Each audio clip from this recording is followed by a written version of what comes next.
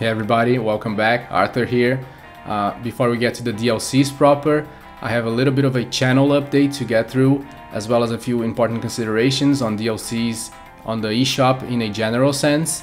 So I timestamped all this if you want to skip any of it.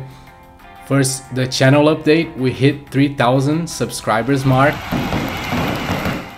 I know this is a very small number in YouTube standards, but if you really think about it, 3,000 is a lot of people. YouTube is now allowing me to turn the super thanks button on, which I did, so that's cool.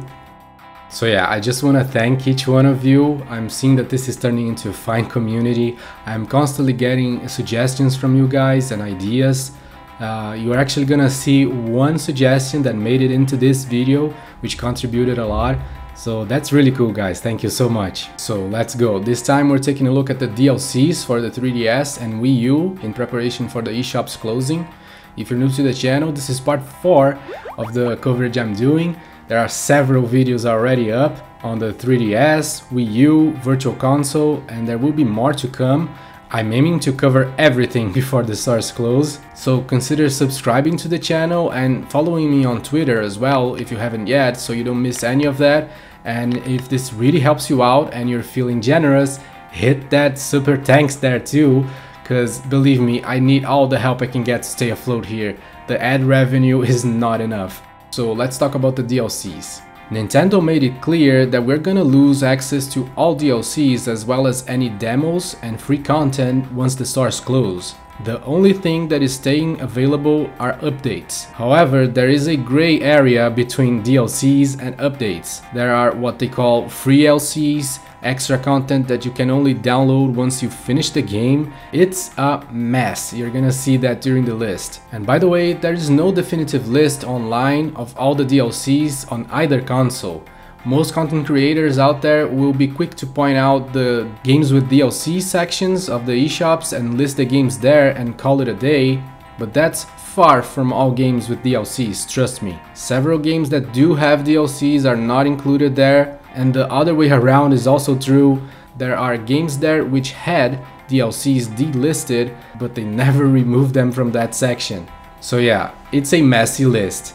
I did my best to find every single game with DLC out there, but there is a good chance that I missed some. So if any of you know of any game I did not mention that has DLC, excluding the Japanese only games, please leave a comment and I'll add it to the description as well as to a pinned comment, and that way we can cover everything in this video. This is a special video for many reasons. It took me weeks of work to make. So I had a lot to say. I apologize for the rambling, but it's over now, alright? Let's get to the intro song and then to the list. Welcome to the channel, this is From the Void.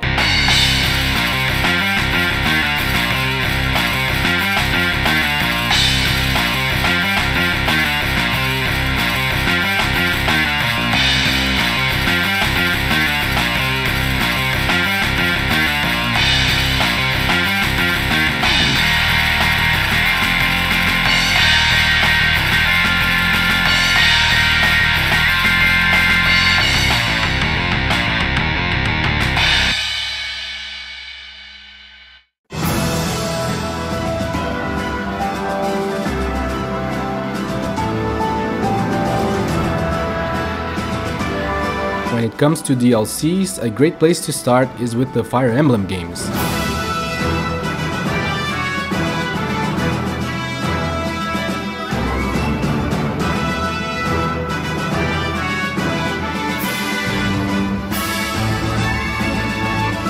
Those are important to highlight not only because the games are fantastic and the DLCs are rather meaningful, but also because there is a good amount of detail on how to get them that people may be unaware, and when thinking of Fire Emblem DLCs most remember Revelation for Fates, but there is a lot more than that. So let's start with the DLC for Fire Emblem Awakening. Awakening is a fantastic game, I loved it. Actually every single Fire Emblem game is great, so I'm not gonna go into too much detail about the games themselves. themselves, these are all sure shots. To get the DLCs in Awakening, you'll need to beat chapter 4 of the story, so not too time consuming, but as we go on through the list, you will see that several games will require you to play some of it to be able to download the DLC, so it's important to keep that in mind to plan accordingly. Once chapter 4 is beat, you will gain access to the Outrealm gate on the map, and that's where you need to go to download the DLCs. So if your save is like mine, in the final stage of the game, you will need to exit out of it, go to the map and walk around until you find the gate thing all the way to the eastern side. Then just click here, talk to Anna and choose your DLCs. There is a crazy amount of extra scenarios using the characters from previous games in the series. They are varying in difficulty, some are easy and some are insane, some are meant to be used for grinding or item collecting and so on. And they're all pretty worthwhile for big Fire Emblem fans in my opinion. All of them except one scenario can be bought for a discount in bundles of 3. There are 9 bundles in total, each for either $6 or $6.50. The only scenario not included in the bundle is the Apotheosis, which is the hardest one of all. This one has to be purchased alone for $2.50. So if you get all the bundles plus Apotheosis, you will spend $53 on this. And the whole thing will take about 950 blocks of space.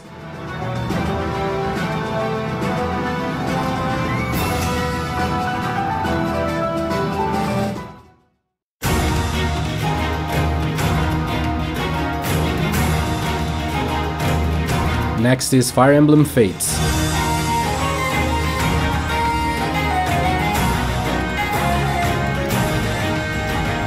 The obvious DLC here, Revelation, is the end of the Fire Emblem Fates story. It's not an alternative path, so it's very important if you'd like to play this in the future. On top of that, there is a bunch of other DLCs available for download that only become available once you reach Chapter 6 in the story of Conquest or Birthright. Chapter 6 is still in the beginning of the game, it's not too far away, but still, it's important to mention. Revelation though can be acquired at any time, but it has to be done through the game itself. In the game's main menu, there will be an option called Explore Fates, and inside you'll have the option to buy Revelation as well as the other path, either Birthright or Conquest, depending on what version you have. Although not as important as Revelation, the other DLCs are also meaningful, expanding on the main story, providing new characters to play, linked to interesting crossover scenarios between Fates and Awakening, and a final scenario focused on the child characters. Like I said, those will only be available to download once you reach Chapter 6 of the story, so keep that in mind. Revelation does have a physical version, a very rare, limited and expensive one. It's the special edition version that comes with all 3 scenarios, Birthright, Conquest and Revelations in one cartridge, which is fantastic, but it goes for crazy high prices, prohibitive for most people. Digitally, however, Revelation goes for $19.99. It takes only 599 blocks on your 3DS because it uses most of the same assets as the game you already own. Meanwhile, the rest of the DLC can be bought in 2 packs. Map Pack 1 goes for $17.99 and takes 1,319 blocks, while Map Pack 2 goes for $7.99 and takes about 1,200 blocks. The block space may differ depending on what version you have, and if you have them physically or digitally, it's very confusing and everyone says a different thing online. But altogether, Revelation and the other DLCs should not surpass 3,500 blocks in the worst case scenario, and will cost you a total of almost $46.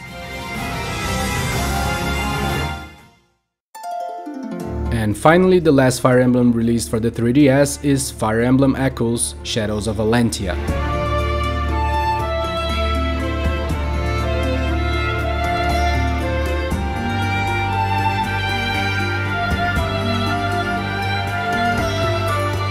This is the remake of the second game in the series, previously only available in Japan for the Famicom, and this remake is awesome. Great graphics, storytelling, voiceover, everything. Alm and Celica's story is rather touching too. This is one of the best Fire Emblem games I've ever played, and I get the feeling that people kinda overlooked it. This sold less than Awakening or Fates, I believe, because they didn't really say how many units it sold in the end, which is not a good sign, and this may have led Nintendo to put a pin on remakes for the series because of it. And we need those remakes, man. There are still 4 games that were only released in Japan officially. It would be awesome to get them all remade. But anyway, the DLC here is easier to access than the other 2. You just need to reach the map in your save file, which happens after the first battle, which is a really simple and short one, and see a bunch of story stuff and leave Ram Village. Once you do, choose connect in the menu and there you go, all the DLCs ready to get. This is much more streamlined thankfully, as there is a season pass that will save you about 25% on all DLCs, going for $44.99 and occupying 3,262 blocks of space. And additionally, there are 5 Mila's bounties for some useful items that go completely free of charge and virtually weightless, so get those. Content-wise, the DLCs unlock new maps that tell previous parts of the story, or just to grind for rare items and XP. Some unlock new classes and even new allies to use in the main quest, so I see those as rather important for fans.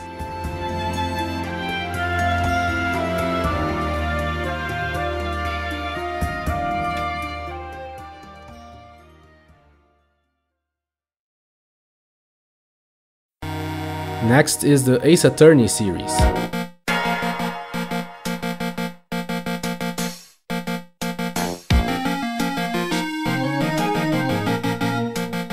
These are very meaningful and not too expensive DLCs. Only the 2 mainline Ace Attorney entries made for the 3DS have DLCs, of course. Those would be Phoenix Wright Ace Attorney Spirit of Justice and Ace Attorney Dual Destinies. If you haven't yet, both of them will require you to start a new game, watch the intro, save your game, close out of it, reopen, and now an option for extras and DLCs will be available. Click there and choose the ones you want. Dual Destinies has 2 options: a pack of costumes for your characters for 99 cents and the much more meaningful special episode for $5.99, which is a prequel to the game. Very cool. Spirit of Justice is a similar case. There's also a pack of costumes for 99 cents and a special episode for $5.99, but it also has 2 short stories under the title S.T.E.A.M Attorney, each going for $3.99. These are also very meaningful, providing quirky stories to add to your court of law experience.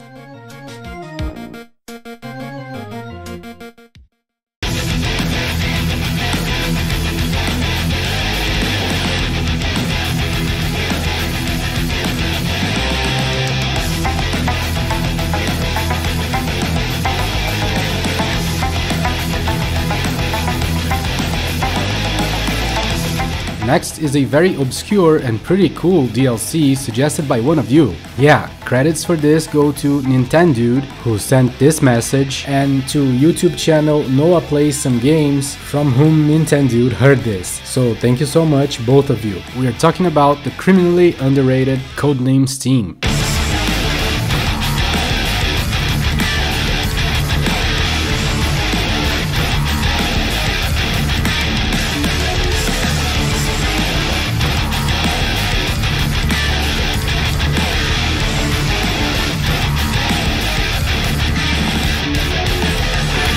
This entry here may not be considered a DLC technically, but it's a meaningful extra content that is undoubtedly going away once the stores close, so it's just as valuable to talk about it as any regular DLC. This involves the demo of codename S.T.E.A.M, and as we saw earlier, Nintendo made it clear that demos and free extra content will no longer be available once the stores close. So be sure to get all the demos you want before they are gone. In the case of codename S.T.E.A.M, the demo allows you to carry all the medals acquired during the gameplay, and transferring over them will also unlock at least 2 new exclusive sub-weapons, the Shuriken Shot and the Phoenix Rifle. This is pretty cool because even though not being super powerful, these extra sub-weapons definitely have their use and will help you through at least some of the game, and this is really welcome because codename S.T.E.A.M is a rather punishing and challenging game, since the very beginning actually, and a very cool one too. It's basically a strategy shooter similar to Valkyria Chronicles and the XCOM games, with a lot of cool mechanics to be mindful of, fantastic comic book style artwork, great voiceover. It's a really cool game that deserved a lot more recognition. So this is how the extra content works. You will need to play the demo at least until you finish an entire mission, and by that I don't mean finishing the first map. No, you need to finish the first several maps. I believe there are 3 or 4 of them, and you'll know you did it once you see this victory victory screen. I believe you can keep playing and racking up more medals if you want, which will really help you in the main game, but I didn't, so I'm not sure how much more you can get. After getting the victory screen and saving the game, close out of the demo and open the full game. And this, by the way, will work with both the digital as well as the physical version of Codename Steam. But for the transfer to happen, you will need to start a fresh new file. Games already in progress will not transfer the extra content. Once the game starts, it will automatically detect the demo save and ask if you want to transfer it. You choose yes, and there you have it. Some pretty cool extra stuff for a game that 99% of the people don't even know about. Pretty awesome.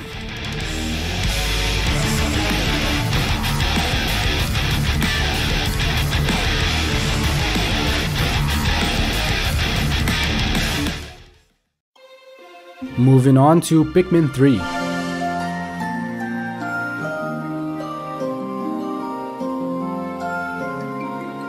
Pikmin is a fantastic series. I love it so very much. I played all of them and I had a blast with every single one, especially 3, which is my favorite. The gameplay is incredibly creative and addictive, and the graphics are gorgeous. There is a Switch port of this game, of course, with all the DLC already available, extra content, and the added option to play story mode in co-op, which is great. However, the new gameplay with the stylus has of course been removed in the Switch version, giving place to Joy-Con pointer controls, similar to the Wii versions of Pikmin 1 and 2. I really like the stylus controls for Pikmin 3, but I feel like I'm in the minority for that. Plus, the extra content and co-op mode makes a much better case for the Switch version. But if you already have the Wii U version like me and are not willing to pay another 60 bucks, the DLCs for the Wii U version are kind of a must-have in my opinion. Getting this DLC can be deceiving though, because when they released the Switch port of Pikmin 3, Nintendo removed the option to purchase Pikmin 3 and its DLC from the Wii U eshop, but later they went back on this decision after a good amount of backlash. However, for some reason, the DLC is no longer in the eshop after they re-included it, so an uninformed player can arrive at the conclusion that the DLC is no longer available, even if they do a quick check online, which will lead to some confusion because of the removal they did previously. But fret not, the DLC is still available as of the making of this video, but you will actually have to complete day 1 of the game, which is kind of the tutorial stage with little to no challenge. Then, instead of continuing to day 2, press B a few times until you see this screen. Then click on the Pikmin 3 icon in the bottom left corner, which puts you on the title screen for the first time since you began playing this game. Then from there, choose missions, then Nintendo eShop at the top, and that will bring you to the Pikmin 3 DLC options. There are 3 of them to purchase, each adding a good amount of mission stages, which is great to expand the duration of this fantastic game. The 2 first ones add 6 missions and cost $1.99 each, and the third DLC is even better, adding 8 missions and the option to play with the original Pikmin heroes, Captain Olimar and Louie, which is awesome. Whether you prefer the Switch or Wii U version, Pikmin 3 is a fantastic game. I highly recommend it.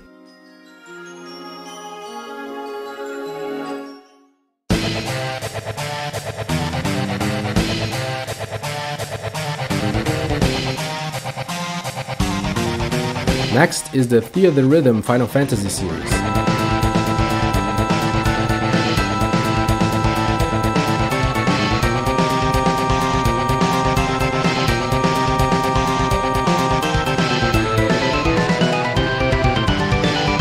There are 2 games on this series, and they're both great rhythm games with the abundance of awesome music the Final Fantasy series has to offer. The progression in these is also outstanding, with loads of characters to level up, abilities to learn and improve your odds of surviving, as well as a crazy amount of collectibles. The original Theathrythm has no less than 52 songs to download as DLCs, each for 99 cents, which would set you back $51.48. However, I checked each one and they are all available on the sequel Curtain Call, in the main game even, with the exception of one, a song named Somnus, so if you have both titles and want to have every song available, only buy that one. Curtain Call has way more content than the original, but way less DLC. There are 20 songs to download and 6 new characters to add to your roster too, and among the songs there are several non-Final Fantasy tracks, like 3 songs from Chrono Trigger, a bunch of Saga and Mana games, and many more. If you get every DLC here, it will cost you almost $26, and I had to get at least the Chrono Trigger and Seeker of Mana ones, but I plan on getting pretty much everything, because this is a fantastic game.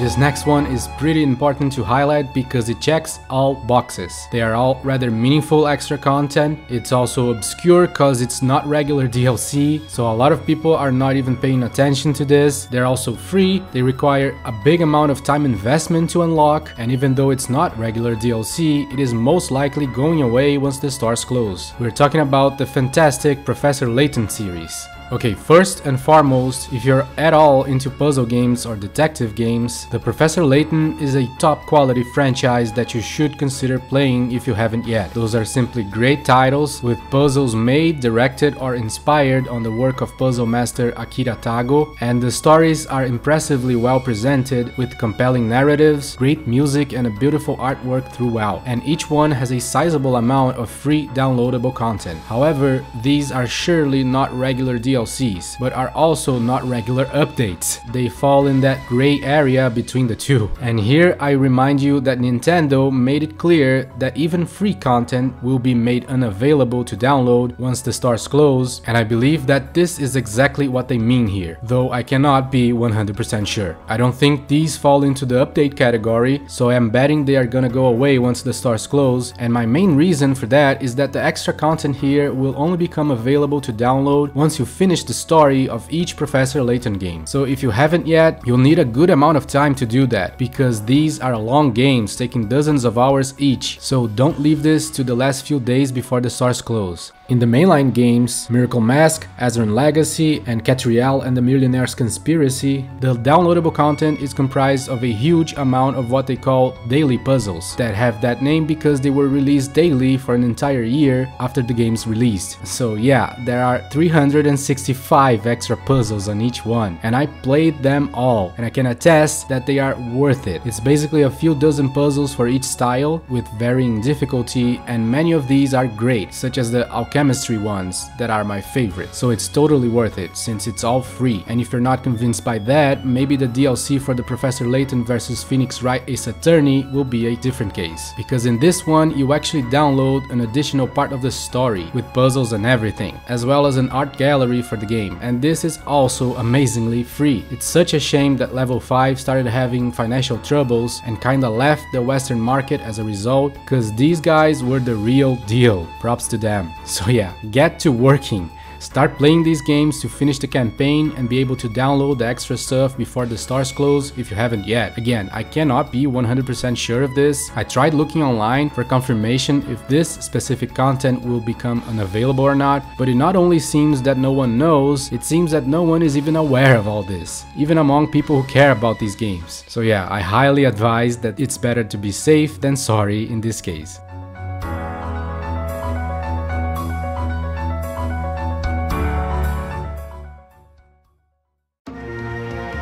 Some of the most attractive DLCs on this entire list are the ones for the Monster Hunter games.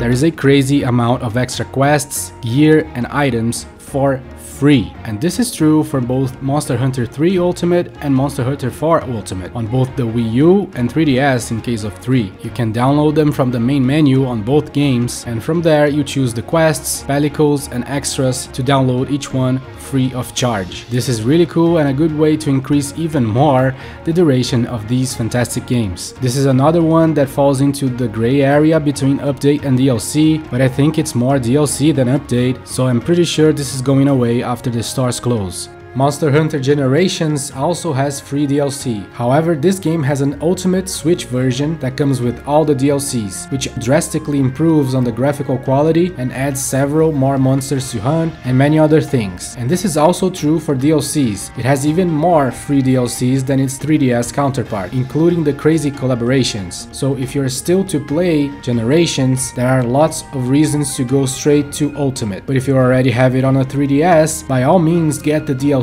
that add Mega Man, Okami, Strider, Fire Emblem and more collaborations, as well as a bunch of new quests and challenges, again for free. And finally, Monster Hunter Stories. This game, by the way, is getting expensive in its physical form, so you may be interested in getting it digitally. If that's the case, do it fast so you can also grab the DLCs, which there is a heap of once again, including a full The Legend of Zelda collaboration, adding Epona to ride on, Link's costume and much more. This is all free of charge again, which is impressive to say the least. There are also QR codes available for this game to add hundreds of useful items. These are probably not getting removed. I don't think the game checks online for any of this, but since you're getting the DLC, maybe you'll want to do this as well. I'll be leaving a link to all these QR codes in the description.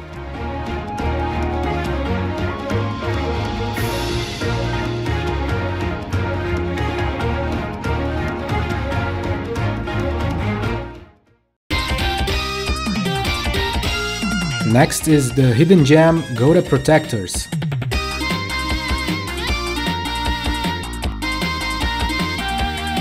This is an excellent and very quirky, frenetic action game mixed with tower defense, mixed with RPG. I'll cover this more in the future, but do check it out. There's another game on this series released for the Switch recently, that's Goda Protectors Cart of Darkness, which is also excellent, but it's not a remaster or enhanced part of this one. They're different games. DLC wise, the 3DS Goda Protectors has only one extra thing, but a very meaningful one. It's the FM sound pack that features a remix of the songs in the game, which is very welcome because the original soundtrack kinda hurts. It's too chiptune and shrieky, while the remix is awesome, composed by legendary musicians in the industry. So it's totally worth it for $8 and taking 1,450 blocks of space.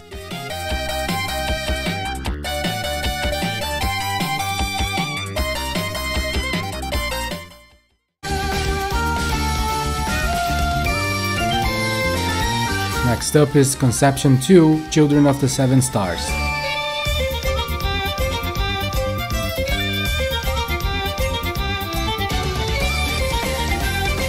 This is apparently a remarkable dungeon crawler RPG with great battle mechanics, soundtrack and graphics. I haven't played it yet, but certainly will after researching it just now, and will include it in a future video for sure. It's also available on Steam and Vita. The DLC here is substantial, bringing several free quests and weapons, as well as another bunch of paid quests and new jobs for a total of a bit over $24.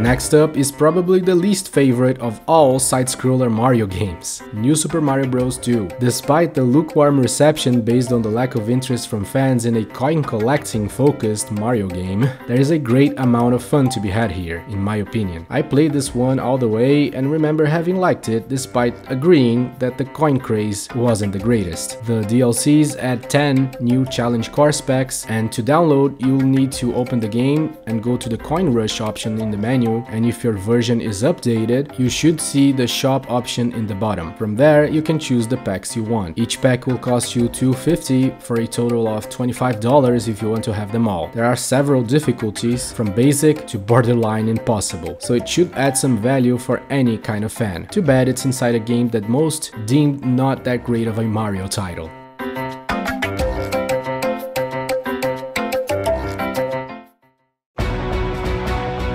Another exceedingly important one is Raiden Historia Perfect Chronology.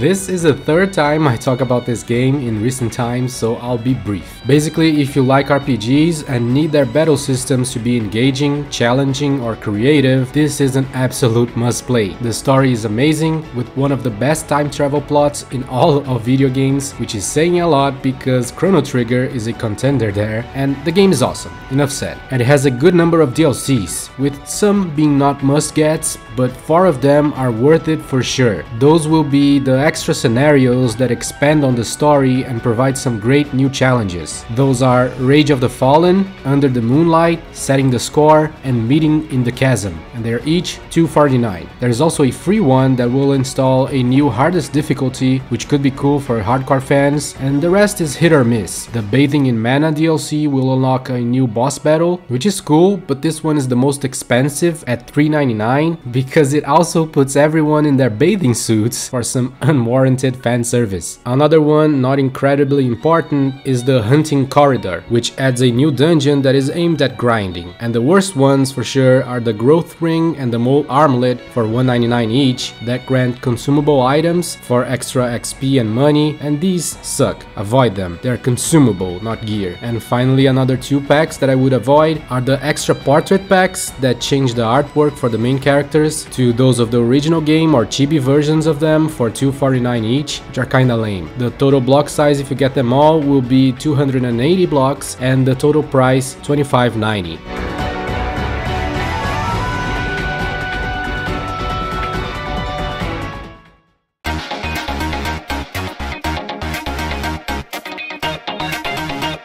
Next up is Sonic Lost World.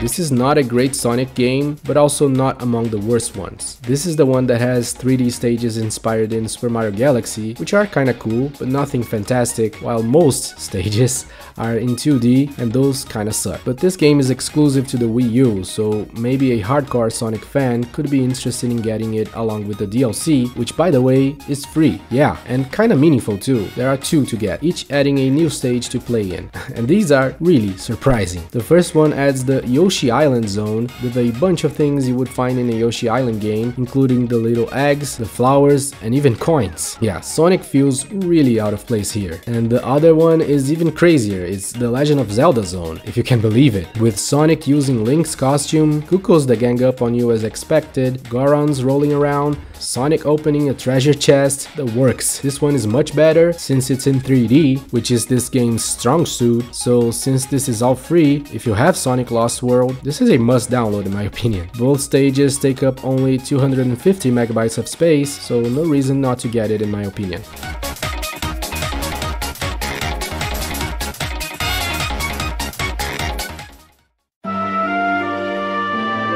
Following up with a somewhat meaningful one for a very important game that I'm sure lots of people are not even aware of, and it's free. Talking about Dragon Quest VII: Fragments of the Forgotten Past. The game is absolutely excellent, by the way. It's also very long, very different from everything else in terms of progression and story, but worth it in my opinion. The DLCs here are all free, like I said, and are tied to the Haven location, which only becomes available with some amount of progress. If you grow that town, eventually a bar will be built there, and that's the download bar. If you talk to the barman person, he will connect you online, and then you go to another NPC who will have the options for downloading the tablets. Those are items you use to create optional dungeons in this Haven location, which I realize are not all that meaningful, but there are 3 of those tablets that provide side stories, so those are much more interesting in my opinion. They all have rewards attached to them as well. The 3 story tablets will be the Youth of a Hero, Divine Recollections, and Memories of an Old Friend. And here is a very important information. This last one will only become available if you finish the game, so there is a huge time investment to be made if you want to get it. This game lasts easily over 80 hours. By the way, I couldn't find how much space these occupy, but they downloaded within seconds each, so I'm betting not a lot at all. In case you're wondering, Dragon Quest VIII has DLCs, or actually had DLCs, because the servers for them went down, so no one can get them anymore. There were a bunch of cool equipments to get, so this one is a tragedy.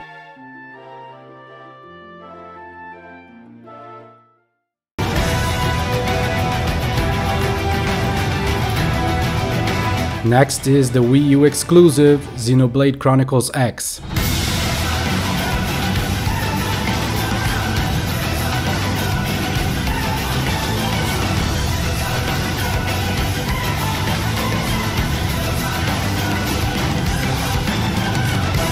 This is a great entry in the series, really well received by fans and critics alike, with a lot of freedom and a great RPG throughout. However, even though free, the DLC here adds nothing. It rather simply installs parts of the game in the hard drive so that load times are drastically reduced. So this is only for physical version owners. Since this is a rather long game, the reduced load times are welcome. So this could be great if you're still planning on playing Chronicles X. However, note that this requires 15.3 GB of space on the Wii U's internal storage. Apparently you can move it to the external hard drive, but some people online noticed that the performance wasn't great, but it works, so it's up to you.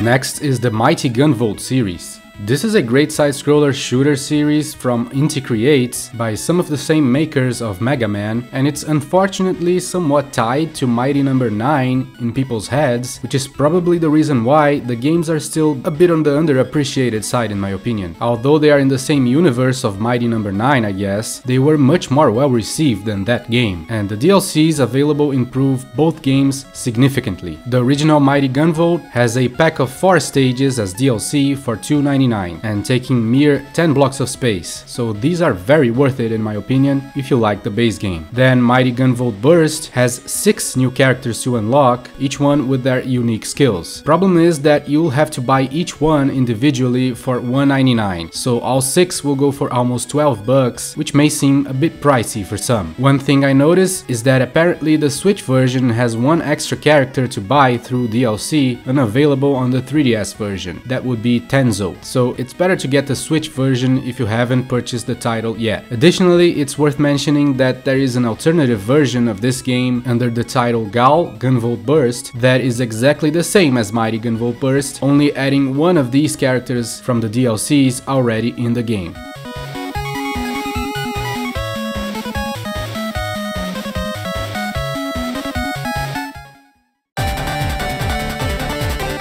Next, and also from Inti Creates, is Blaster Master Zero.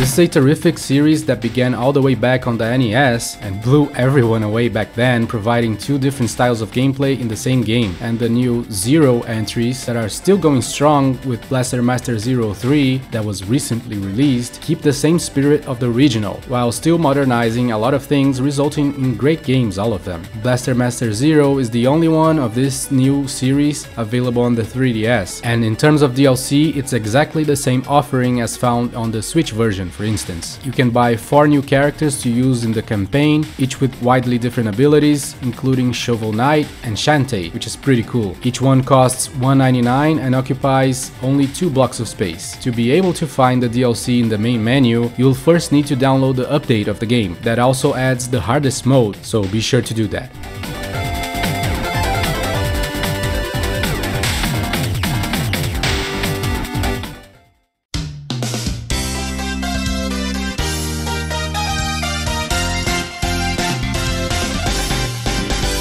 Switching to Wii Sports Club.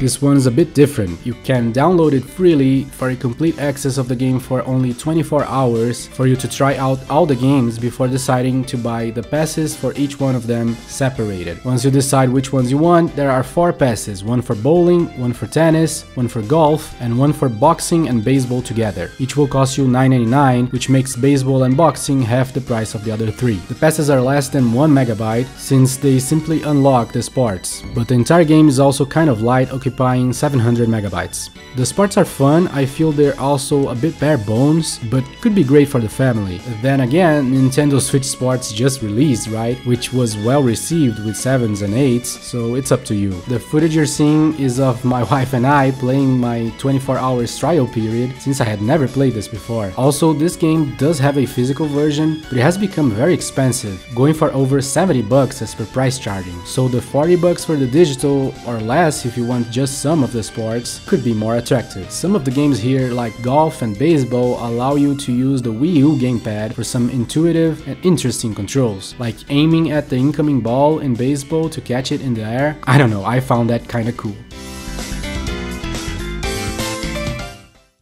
Next is one of the most oddball games Nintendo has ever made, no pun intended, Rusty's Real Deal Baseball.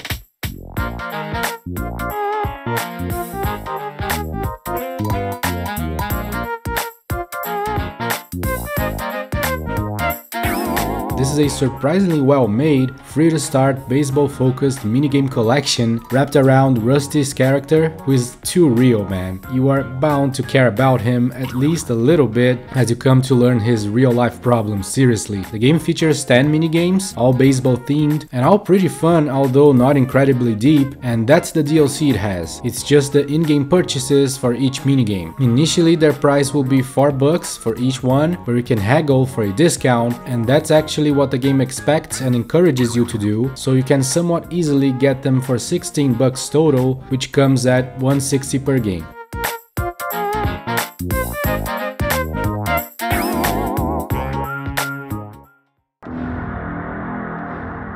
Next is Shin Megami Tensei 4 and 4 Apocalypse.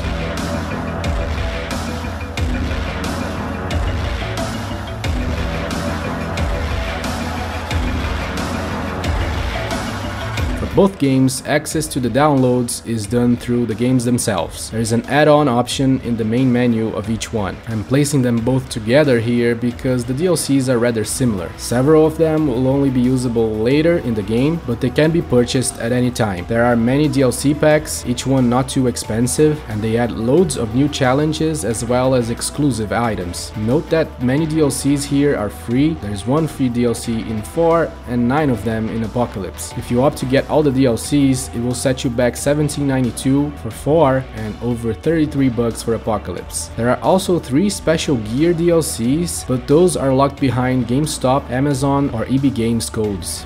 Next is Shin Megami Tensei Devil Survivor 2 Record Breaker. There are 6 extra battles to download on this game, so it's reasonably relevant content to get here. 2 of them are free, and the other 4 will cost you 99 cents each, so not a huge expense. However, you will need to play the game to a certain point to be able to download them. After the first battle, the connection option opens up in the bottom left in the menu options, accessed by pressing X in the Choose Your Destination menu, but the download option inside the connections menu will only unlock after a few battles. Not sure how many though. It's still early in the game, so just don't leave this for the last day before the stores close to avoid stressing out.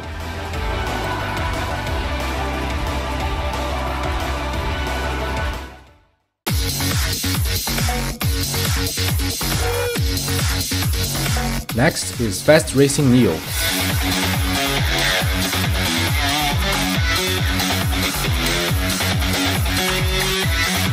This is a F-Zero clone, not as good as F-Zero, but a solid racer for sure, offering an Ikaruga duality gimmick of changing from orange to blue to get the boosts and jumps, which really makes the races even more thrilling. My only gripe with the game was with the difficulty balance. I remember expert mode being painful to finish. This is a Wii U exclusive by the way, but it has a sequel only on the Switch called Fast RMX. The DLC here is quite substantial, and it's one that doesn't show up in the games with DLC page by the way. It offers 10 new tracks, 8 new vehicles and 18 new songs, all in one bundle of $4.99, which is not too expensive.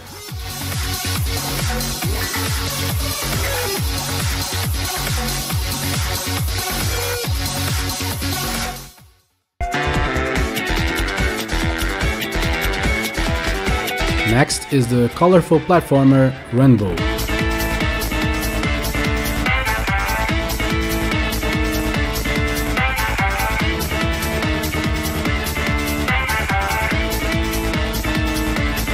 First of all, it's important to say that this game is both on the Wii U as well as on the new 3DS, where it's called Runbow Pocket. Yeah, this is one of the rare few games that only work on the new 3DS and not on the regular models. As for gameplay, Runbow is pretty interesting. It has both single and multiplayer appeal, where in multiplayer you can have up to 9 people competing to see who does the platforming the fastest, which can be really thrilling for competitive players, and the solo gameplay doesn't lag behind at all, with the level design and challenge feeling really good and going really well with this game's simple but impressive presentation. And the DLCs here expand on all that considerably by adding a whole new campaign and character in Satura's Space Adventure. This is the main one you want to consider getting for $6.99. Then there are 2 free DLCs that add Lilac from Freedom Planet as well as Shantae as new characters, which is really cool. The other DLCs here are gonna be some new outfits, and you can also opt to get everything bundled together for $12.99 in the extra value bundle, and these are just unlocks, so their sizes are virtually nothing.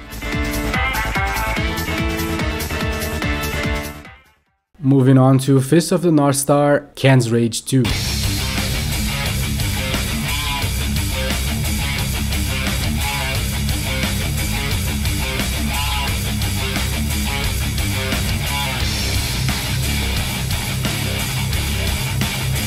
Ken's Rage 2 is a Musou game, but a bit slower than usual for this kind of game, which goes well with the fighting style of the characters here. And this type of game really fits the franchise too, with a lot of mindless awesome violence. So if you like Musou and Fist of the North Star, you are guaranteed to enjoy this. And if you do, there's a bunch of DLC here, basically 3 types of them. New missions, new characters, and new costumes for characters. They're all expensive in my opinion. The 3 new characters can be acquired bundled for $17.99. All 10 new missions will cost you $7.98 in 2 bundles of $3.99, and there's a crazy amount of new costumes, too many to count really. And if you choose to buy it all, it will cost you a preposterous $34.96 in 4 bundles. There are also 2 item scrolls that I have no idea what they're for, that go for $2.99 each, so getting every single DLC here will set you back almost $67. Yikes.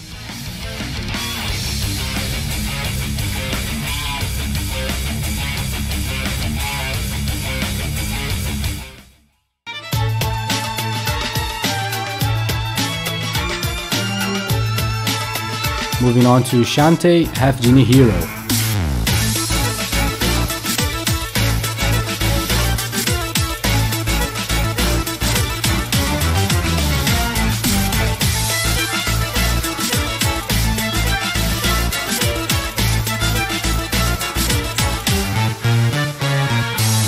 Hey, I lucked out with this one, because this is the only Shantae game I've ever played so far. Shantae is a really cool side-scroller action platformer series from WayForward, where the protagonist can turn into a number of different animals and other things, which is nice. In Half-Genie Hero there is a good amount of challenge, as finding all the collectibles is rather hard, and so are the boss fights. It's not my favorite game of this kind or anything, but way above average for sure. You're seeing here footage from my Switch version that already comes with all the DLCs, so if you don't have it yet, the modern versions, also in other consoles, are a better option probably. But if you already have it on the Wii U, you may be interested in upgrading it with the 3 DLCs available, and they're pretty meaningful. There's a new quest called the Pirate Queen, which is the whole game, but now you control the villain. This one goes for $9.99. Then Friends to the End is similar, but now you get to use the other 3 supporting characters, which control rather differently, and you can switch between them with new levels even for $7.99,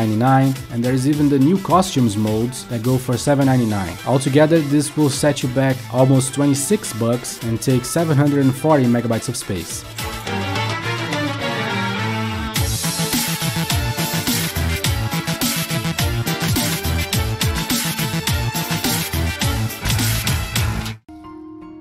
Next is Fantasy Life.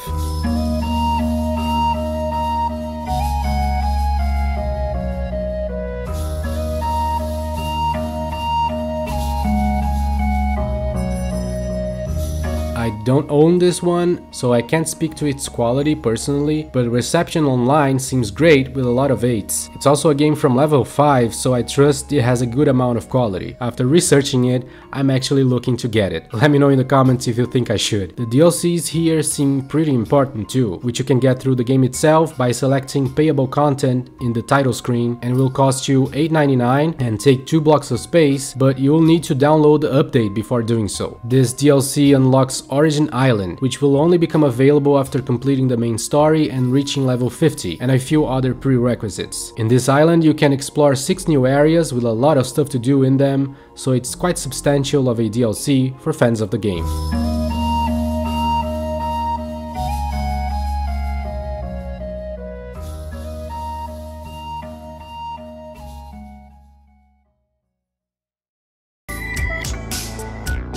Following up with 7th Dragon 3 code VFD.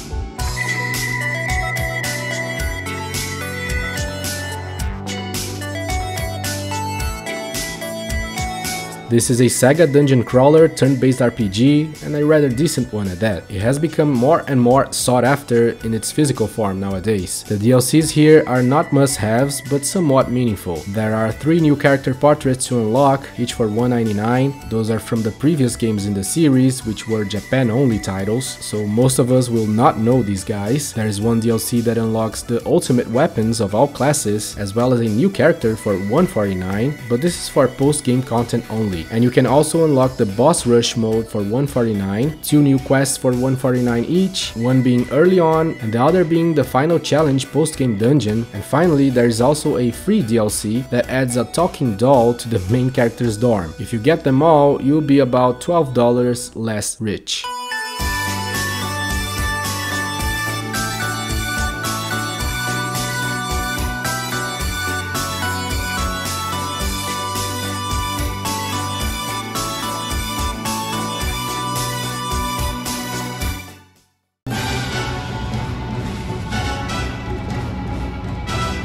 Moving on to Hidden Gem Little Battler's Experience. This is a surprisingly well-made toy robot game made by terrific studio Level 5 with an incredible amount of customization, and the action gameplay is also very solid. I will cover this more in a future video. This one has a sizable amount of free DLC with loads of new quests, cards and capsules. Don't miss on this one.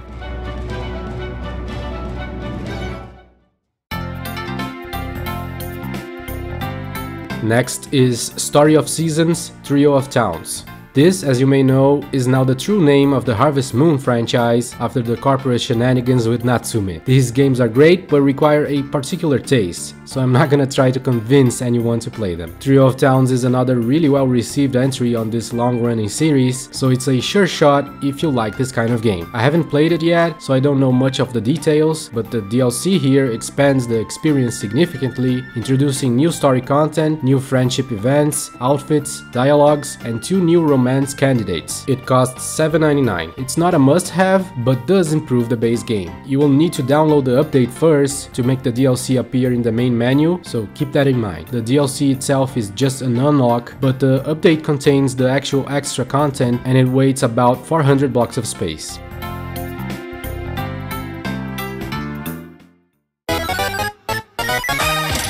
Next is not a game, but a very weird cash grab from Nintendo that we now can take advantage of without paying a single dime. Nintendo Badge Arcade.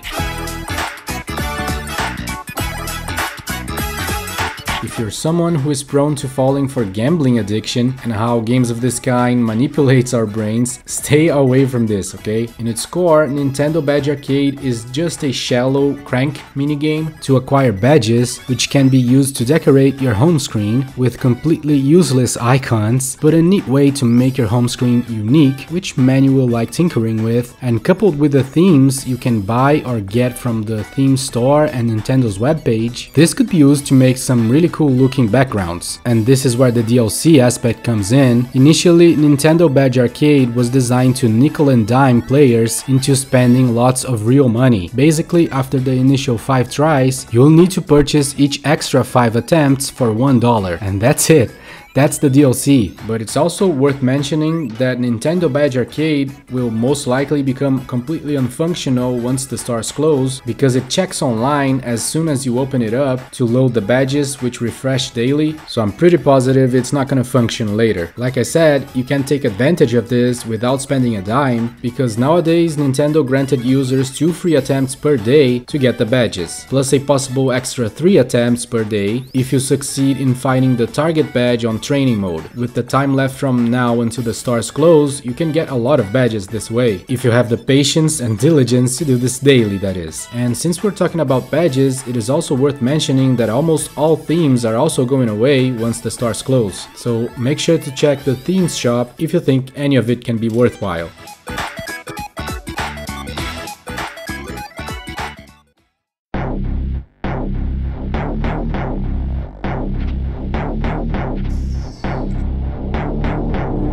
Following up with Moon Chronicles. This is a pretty interesting game, and along with Ironfall Invasion, it's one of the few first-person shooters on the 3DS. It has a bit of a Metroid Prime feeling actually, with the alien locations and the futuristic weapons, but not the same level of quality, of course. But a solid game for sure, that receives scores on the 7 and 8 range. And I'll cover this more in a future video, by the way. Moon Chronicles is actually a remake of Moon for the DS, but has way more stuff, especially because of the DLC here, which more than doubles the story of the original. The base game, which is only chapter 1 of the story, is digital only and can be acquired for $8.99 on the eShop, exclusive on the 3DS. After purchasing the base game, open it up, and right away on the main menu you can find the DLC options, where the other 3 chapters will be. You can buy each one for $4.50 or the season pass with all of them for $9. This DLC will take a total space of 1,464 blocks on top of the 1,006 blocks of the base game.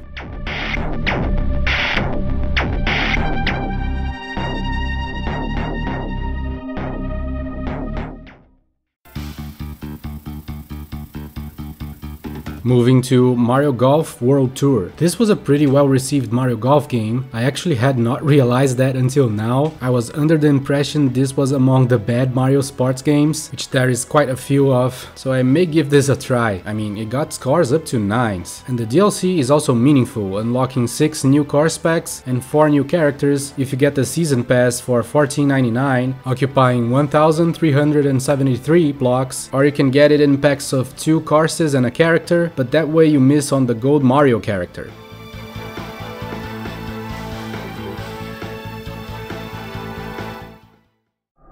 This next one I'm including here just for the sake of clearing a misconception, okay? Don't get all excited. We're talking about Fatal Frame Maiden of Blackwater. The game is fantastic, and in my opinion, with the gamepad to take photos in a very realistic way, this is still the best version of this game, despite the improvements made to graphics in the recent ports for the Switch and PlayStation. However, other than using this as means to talk about this great game once more, I'm only including it here because it will appear in the games with DLC section of the Wii U eShop, because this does not have actual DLC. It's only there because you can download the game for free, but will need to unlock the full game through DLC. So it's nothing, it's just the game itself, so there, misconception cleared. The full game will cost you $49.99 by the way, and takes 14,283 megabytes of space.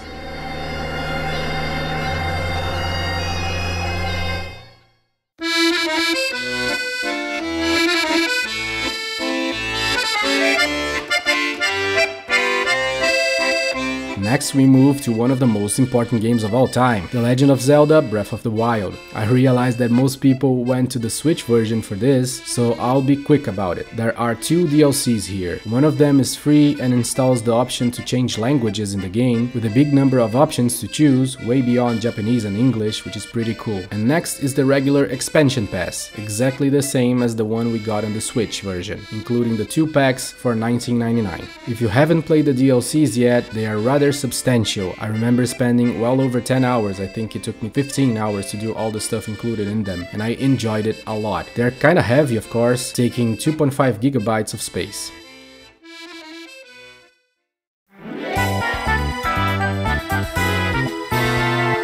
Streetpass Mii Plaza also deserves a mention. This is a collection of minigames with a social aspect to it, cause you will need to street pass people to have lots of Miis in your plaza to be able to play the games properly. Also, you need to street pass at least one person before the bunny will even allow you access to the DLC. One of them can be gotten for free. You can choose between slot car rivals or market crashers. Then the other minigames from batch 3 can be obtained in a bundle for $8.99. The first batch of 4 minigames can be bought bundled for $14.99, and finally another 2 of them from the second pack can be bought bundled for $7.99. Then on top of all that, you can also buy an upgrade to your plaza for $4.99, which unlocks the VIP room and new ways to get plaza tickets and a few other improvements for a grand total of $37 bucks.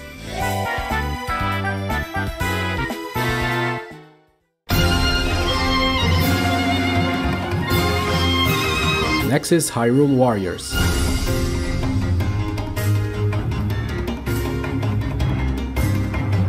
This is more for people who already have either the 3DS or the Wii U version of Hyrule Warriors, or both, because if you don't and are interested in getting it, I would strongly suggest getting the Switch version that not only comes with all the DLCs, but also fuses together the different content available in the 2 previous versions. But if you already have one of them or both, you may be unwilling to pay much more for the definitive edition, in which case you may be interested in getting some or all the DLCs available. On the Wii U, you can get the Hero of Hyrule pack for $19.99, which includes characters from Twilight Princess, Majora's Mask, Master Quest, new scenario challenges, and several costumes. Then Legends character pack goes for $12.99 and includes Toon Link, Tetra, King Daphnis, Skull Kid, and Linkle. Those are all from the 3DS version of the game. Finally, the Legends of Hyrule pack comes with another 4 new characters and costs $9.99. The 3DS version has less DLCs because it already included a good chunk of them along with the game, as this version came later. You can purchase all of them in the season pack on the 3DS for $14.99. If you get everything, the download size is gonna be just a few megabytes because the content is all in the game already. The DLC only unlocks it.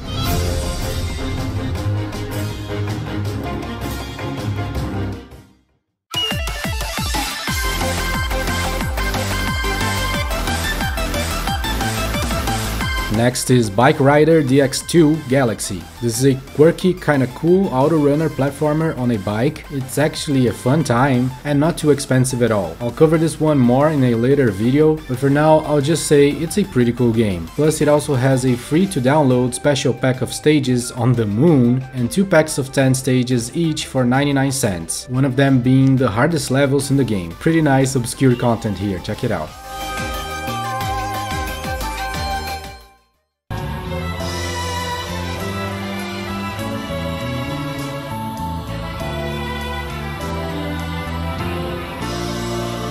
Following up with the Etrian Odyssey series.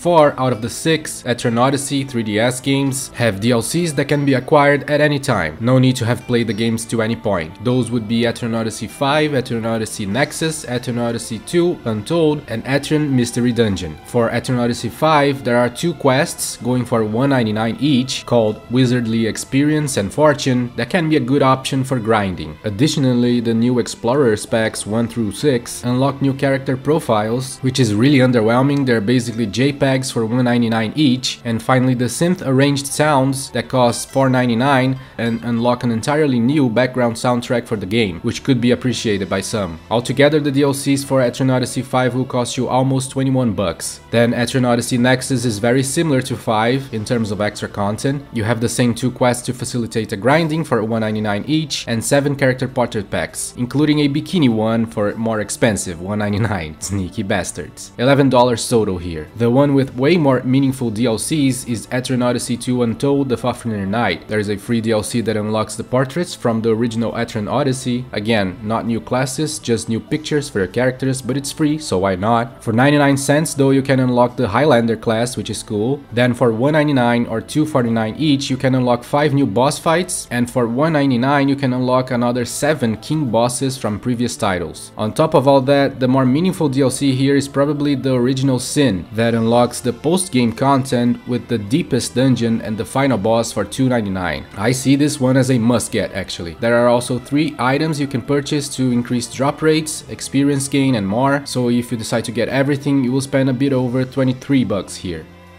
Finally, Etrian Mystery Dungeon also has DLCs. Even though the game itself was delisted from the eShop, the DLC is still there, I checked it myself. Not anything too important though. You can get 5 exclusive missions, 2 of them for $1.99 and 3 for $1.49, for a total of $8.45. Most of them will reward you new recipes, while one of them will give you gold and another one an experience boosting item.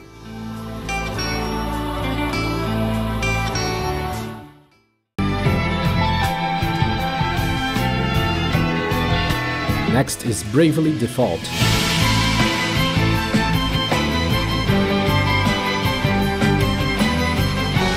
This is probably not DLC technically, since the game will unlock all of this for free in an update, but I believe they started as DLCs and were promoted to updates later, so there is a little bit of confusion here. Also, they are linked to the Norende village building aspect of the game, which I didn't do despite finishing this game. I don't know, the village aspect fell flat for me, but apparently if you build your town to level 11 and talk to the Red Mage NPC guy that saves your game, he will unlock the previously DLC stuff for free. They are all optional Nemesis boss battles, which some can appreciate, and I think they're really challenging, which is saying a lot because just finishing this game for the true ending is insanely hard already. And by the way, during the research I found out that there are actual DLCs, but only in the Japanese version of the game. And there are also a few bonus items you can carry over from the demo to the full game, but they all seem very basic, nothing unique, nothing special, so don't worry about those. And the same can be said about the Bravely Second demo, if you're wondering.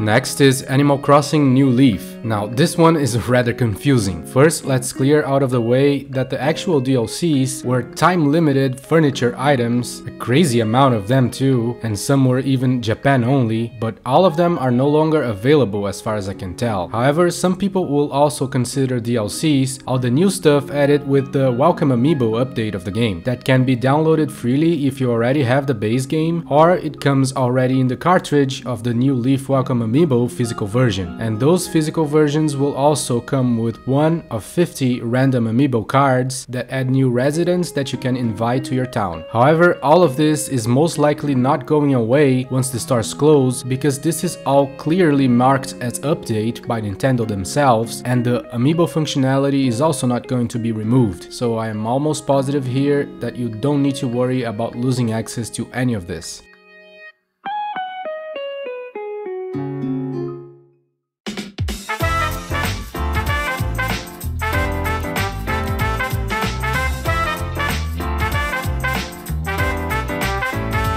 Next is Persona Q 1 and 2. I already covered this series, so I'll just reiterate that these are pretty much Persona meets the Etrian Odyssey gameplay with more of a story involved. The DLCs are not incredibly meaningful, but can be attractive for some, plus some of them are free. In Q1 there are 4 sub-personas to add to your roster, 2 of which are free, while the other 2 are $1.99 a piece. And there are 5 new navigator characters to add and choose from freely, who will help you out in the battles and dungeon exploration, each for $2.99 for a total of almost 19 bucks if you want all of it. In Q2 there's way more stuff. You can get 15 sub-personas, each going for $1.99, 3 new navigation couples, each for $2.99, 3 background music sets for $2.99 each, and a bunch of items and accessories to make the game easier, each for 99 cents, except for one of them which is free, but I think it's just a pack of healing items. If you want all DLCs for Q2 including the 2 accessories but not the items, this will set you back 50 bucks, which is quite spicy.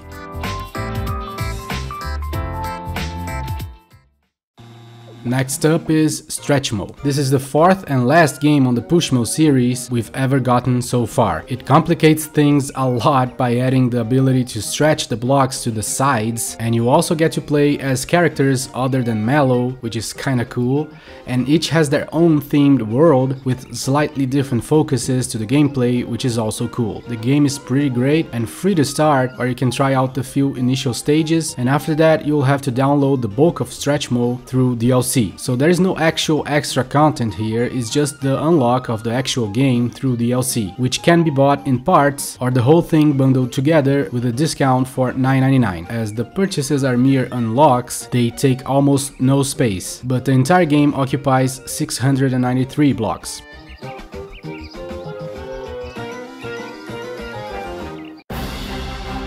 Moving on to LEGO Marvel's Avengers. I don't have this game, but I hear all the LEGO games are decent, and this one seems no exception, received 7s all around. As for DLCs, there is a free Spider-Man character pack, so get that one for sure, and the rest can be acquired in a season pass for $9.99 and taking 594 megabytes of space. They are very meaningful, unlocking dozens of new characters and several new story levels.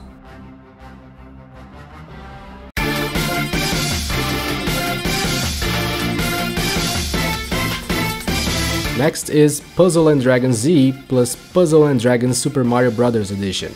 Don't you love it when they repeat the name of the game twice in the name of the game? Okay, so I'm only bringing this one up for two reasons. One, to make fun of the game's title, and two, to clarify what even is the DLC here because it's confusing. The main thing to know here is that there is an update, which is the 2.0 edition, which is quite substantial, bringing 10 new stages, several new characters and gameplay improvements. So that's cool, get that for sure. It's free and not too heavy, occupying 620 blocks of space. But the actual DLC, which exists, is locked behind two types of codes, helper and present codes. The present codes need an online check and they were timed, so since they were given out years ago, they're most likely not gonna work anymore. I checked a bunch to no avail, but the helper codes work just fine and add new helpers to Puzzle & Dragon Z. There are many of them, here's a full list. Those are not actual DLCs, I'm afraid, as they don't check online for those, so the store's closing will likely have no effect on them. But still, it's a neat extra bit of content here.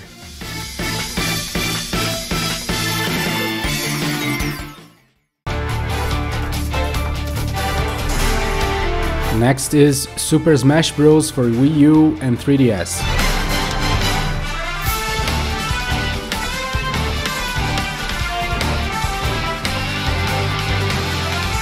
I'm grouping them together not just because they are companion games of sorts, but also because there is actually a bundle option to get all DLC characters for both systems that goes for $41.93. The characters are Mewtwo, Lucas, Roy, Ryu, Cloud, Corrin, and Bayonetta. Or you can get all characters for $39.93 for either Wii U or 3DS versions separated. After that we have the stage bundle for $14.45 for both, $10.45 for Wii U only, or $8.46 for 3DS only. There are also 6 Mii Fighter costume bundles with varying prices, but all of them together will cost $29.25 for a single console or $44.85 for both of them. Of course, most of the DLCs here are things also found in Super Smash Ultimate, so the higher appeal lies with the Switch game, of course, but the titles are significantly different, and I'm sure that there are many die-hard Smash fans out there interested in having everything they can possibly have related to the franchise.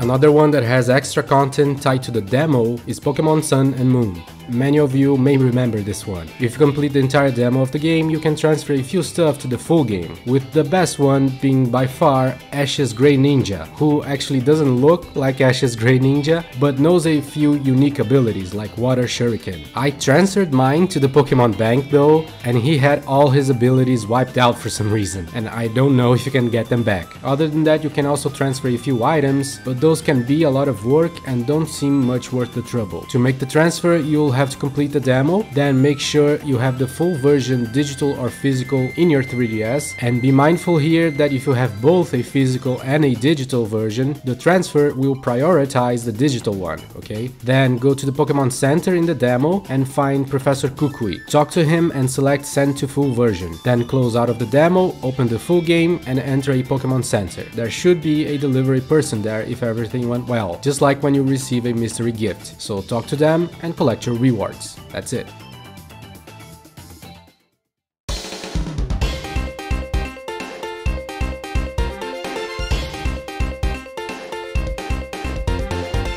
Pokemon Picross is an okay Picross game, which is free by the way. I mean, the Picross themselves are great actually, and the Pokemon abilities to help you out are kinda cool, but the game hampers your progression completely because you will inevitably run out of currency to open the next areas, which will force you to wait to get the currency from the daily challenges, or of course buy them through microtransactions on the eShop, you know, the usual mobile game microtransaction bullshit tactic. You can finish it without spending a dime, but it will take a long ass time to do that, like a whole year of daily challenges or so. The only thing going away once the stores close are the microtransactions, which can be sorely missed if you would prefer to spend some amount of money instead of doing the daily challenges.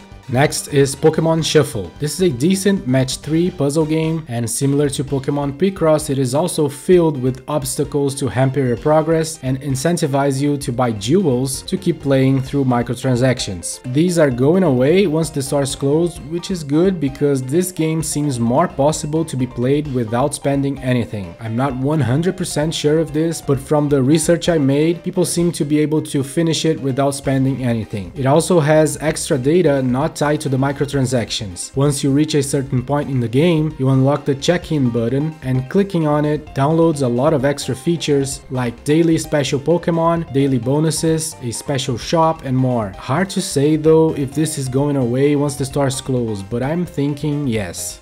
Once again, in a similar manner to Picross and Shuffle, Pokemon Runbow World also allows you to download it freely but hampers your progress and encourages you to spend money in microtransactions to keep playing. I hear this one can be beat without spending too much, but spending $0 will be too much grinding. So in this case, if you want to play this game, you better do it before the stores close. The microtransactions here are the quote-unquote DLC the game has. Other than that, the game itself is a rather enjoyable third-person hack-and-slash adventure, but aimed more towards a very young player.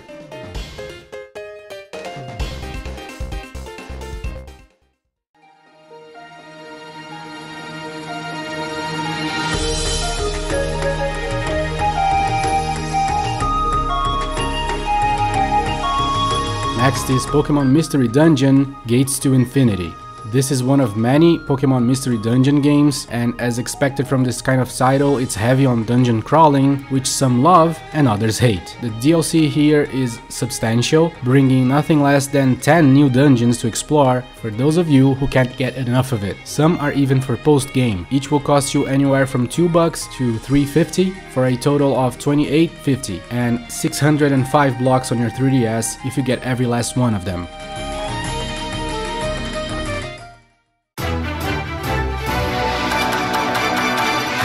This next entry includes a pretty elusive bunch of DLCs for the Yokai Watch series. I have not played any Yokai Watch game, so I can't speak much about them, but from what I hear, they're absolutely solid RPGs with similarities to Pokemon, but also several differences and a great personality of their own. They're made by Level 5 too, so I'm sure they're great games. As for the DLCs here, they're very particular, but I am betting they're not going away once the stores close. I cannot be sure about this because I don't own the games, and information on this online is absolutely vague, so I'm including them here just in case. The first edition of the physical copies of each version of Yokai Watch 2, Bony Spirits and Fleshy Souls, came with physical medals that had a QR code in the back, which can be scanned in-game to unlock new moves to the Yokai Jibanyan. The good thing is that the QR codes can be used by anyone, so you can get this extra content without owning the medals. Furthermore, digital codes for all 3DS Yokai games, that includes 2, 3 and Blasters, will each come with a code in the receipt, so pay attention when buying the games on the eShop because you can redeem the codes in-game for a special yokai in each one.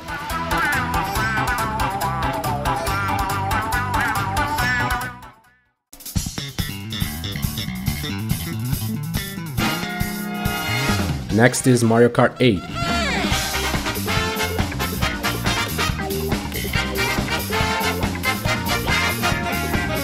Of course that the deluxe version for Switch already comes with all the DLCs and adds a bunch more on top of that, including the revamped classic tracks they have been releasing recently, so needless to say, the Switch version is a better option if you somehow don't have Mario Kart 8 yet. But if you're like me and already had it for Wii U and still don't see enough additions on the Switch version to justify a repurchase, you may be interested in getting the 2 packs that include a bunch of new characters and racetracks bundled for $11.99 or each for $7.99. There is also a free DLC that adds 3 Mercedes-Benz cars, which feels very out of place here.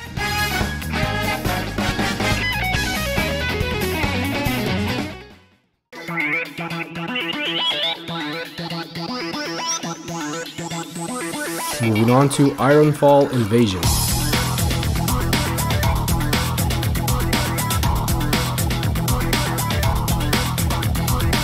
Covered this one before, so I'll be brief. It may not even count as DLC because it's just the upgrade to the full game once you decided that you wish to do so after playing the free version. There are 2 upgrades you can opt for, the full campaign and the full multiplayer mode. Each will set you back $9.99. The game itself is a rather generic and inferior clone of Gears of War, but not terrible. Just make sure you have either the CirclePad Pro or a new 3DS model to be able to play this game with 2 thumbsticks, which improves gameplay a lot. Moving on to Steel Diver Subwars. This is a submarine warfare game made and published by Nintendo. It's a sequel to Steel Diver, but rather different in gameplay, being in first person. It has a steep learning curve for the control scheme, where you control speed, direction and depth of your submarine, as well as shoot torpedoes, peek through your periscope and more. The steep learning curve, coupled with a purposefully slow and stiff gameplay, turned most people off, so the Steel Diver series flopped completely. But this is a solid game if you like what you see. Now, this game is free to play. You have access to the multiplayer mode, which can be played online and offline, and 2 campaign missions for free. The unlock of the game is done through DLC, which will cost you $9.99 and is virtually weightless, but the game itself will take about 1,570 blocks of space. And there's also an in-game shop for historical subs. There are 5 of them for $1 each, but those will probably appeal only to people who know about real-life submarines, because I hear they are not very useful for the game itself.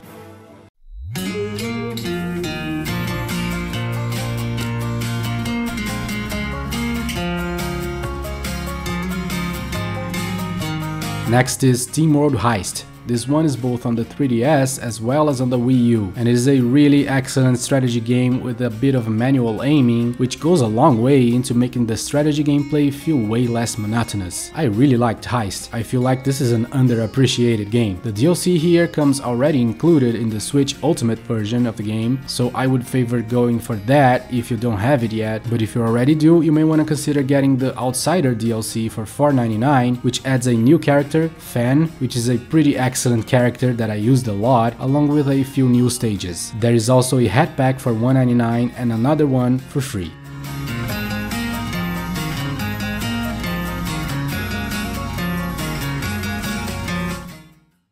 Next is Batman Arkham Origins. There's a sad story here. Warner Brothers Interactive had plans to release all DLCs for the Wii U version of this game, but due to low sales and demand for this version, they cancelled a good chunk of it. However, they had already made a season pass for it, which people bought expecting the full content, and once they cancelled it, Nintendo had to refund players. The whole thing is just sad, right? People were so down on the Wii U and the initial game offerings on it that companies were just abandoning the system like this. To me, the Wii U is a great console. The main problem was the marketing campaign behind it, including the name they gave it. This console deserved much better. Just sad. But anyway, before cancelling the Cold Heart portion of the DLC, which by the way is the best part of it, they did release the challenge packs and skin packs, as well as the Initiation DLC, where you control Bruce Banner training before he became Batman, which is cool. This one goes for $6.99, while the Deathstroke challenge pack is $5.99 and the Black Mask one is $1.99. The 2 skin packs are $3.99 each, so the whole thing will cost you almost $20 and will take 1,340 megabytes of space.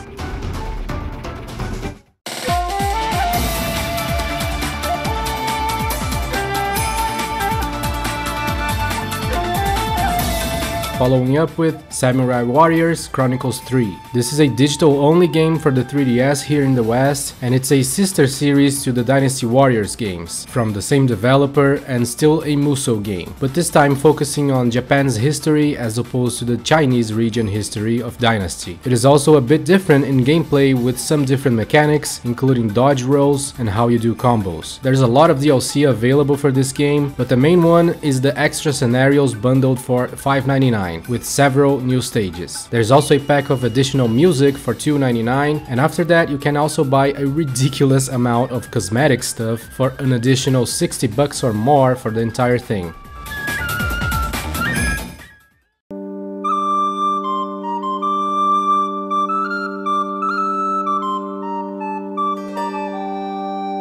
Moving on to the next one, but don't get your hopes up. It's Final Fantasy Explorers. This is the Final Fantasy's take on the Monster Hunter gameplay, and that's all you need to know about it. And I'm adding it here just to be thorough, because it technically has DLC, but it's exclusive to the collector's edition of the game that comes with a code that unlocks 4 new quests, which when completed will grant you 4 new weapons. So it's pretty much impossible to get this now, as you will have to find a sealed copy of the collector's edition and hope that the codes have no expiration date. So yeah, lame.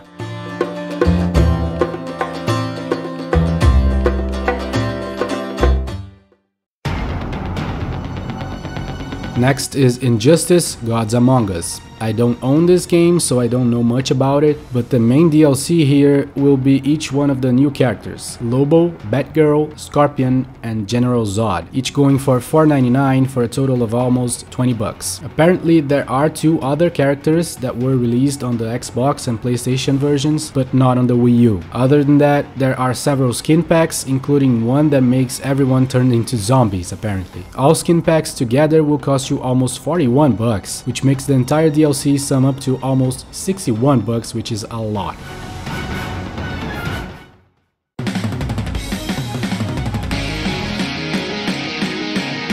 Next is Eternal Blade, which is a Metroidvania of sorts, not a great one though, and there are 2 DLCs for it, a 99-cent bikini for Freya, and Arena mode, which is actually hard mode of sorts with waves of monsters to kill. Nothing too significant here.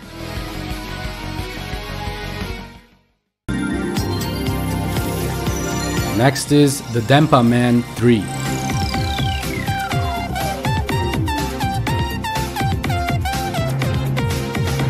This is a very quirky game where you search around your house for invisible Denpa men through the magic of the 3DS camera to capture them and use them in this very simple dungeon crawling RPG, but quite an addictive gameplay progression here as well. The DLC, however, is nothing special. It's actually something most would rather not have in any game. It's actually a bunch of microtransactions to acquire a more valuable currency that will effectively lessen the grinding here. Yeah, I don't know much more than that, because I haven't played the game much yet, but it doesn't seem like anything positive here. Despite the DLC, the game is kinda cool though.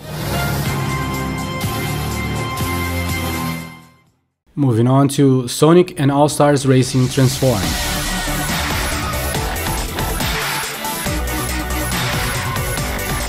This is a great game actually. If you haven't played it, this is to this day the best competitor to Mario Kart ever made in my opinion. You get to play with several Sega characters, not only Sonic ones, and the stages and the entire gameplay here are on point. The game is available both on the 3DS as well as on the Wii U, but you will only find the DLC on the 3DS version, because the Wii U version, both digital and physical, is the bonus edition that already includes it from the get-go. The 3DS version, however, is actually the worst possible one for Sonic All-Stars Racing Transformed, because the graphics and frame rate took a real beating to fit the handheld. But if you're set on having it on the 3DS, or already do, you can also purchase the DLC through the game itself by going through Extras, then Game Add-ons, then Store on the main menu. The DLC includes Metal Sonic as a playable character and his signature car and racetrack for $1.99 and 2 blocks of space, because this is just a lame unlock. Next is Super Mario Bros. U.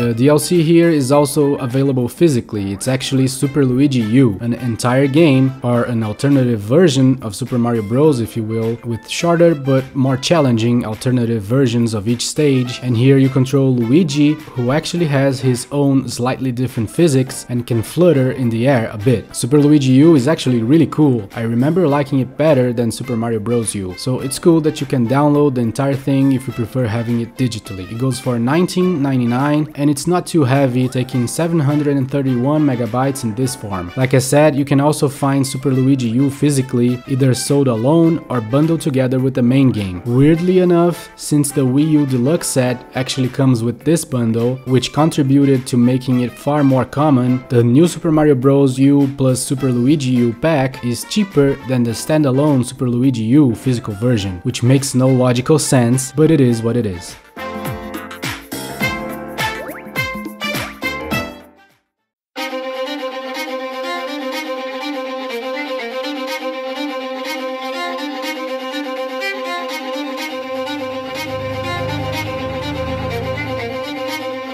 Next is the infamous Assassin's Creed 3.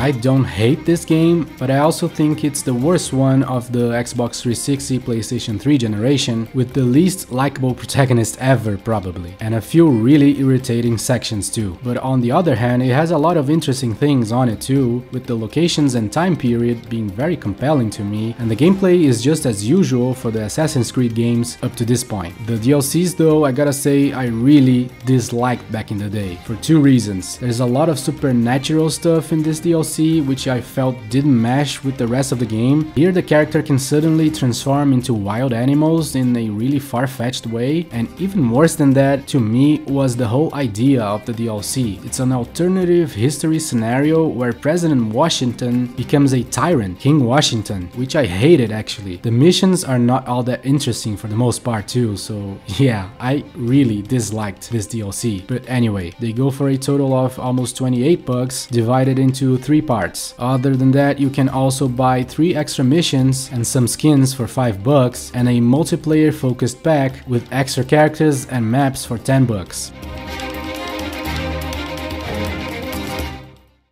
Next is Senran Kagura 2 Deep Crimson.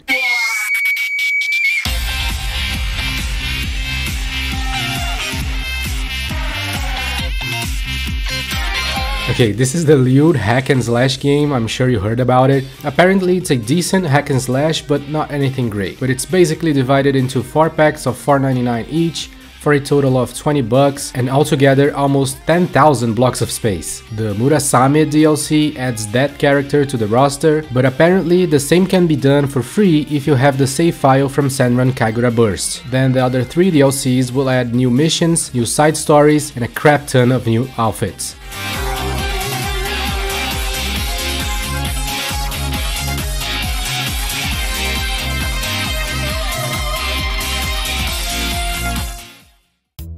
This next one is not a game but a programming tool that is surprisingly capable and great for beginners to learn the craft. Smile Basic. This is available on the Wii U and 3DS, but DLC wise only the 3DS has it. After downloading the game, you can get an advanced sound processing unit as DLC to create music with this tool, which is awesome. I believe the DLC costs $4.99, but I couldn't confirm this 100%. I know it's 500 yen in Japan. I am seriously considering getting this or maybe the Switch version Smile Basic 4.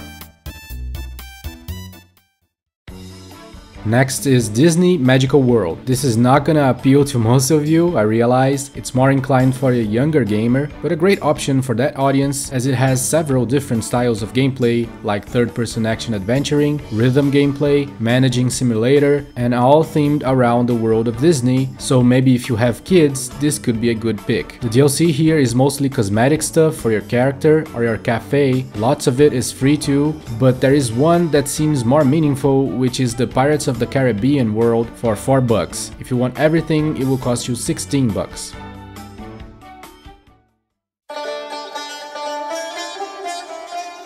Next is Tom Clancy's Splinter Cell Blacklist. I know nothing about this one, but it was really well received, so if you're into those, you may want to get the 2 DLCs available here. There is a pack with co-op maps, weapons and suits for $6.99, plus one with additional weapons for the campaign, I believe, to give you an advantage for $2.99.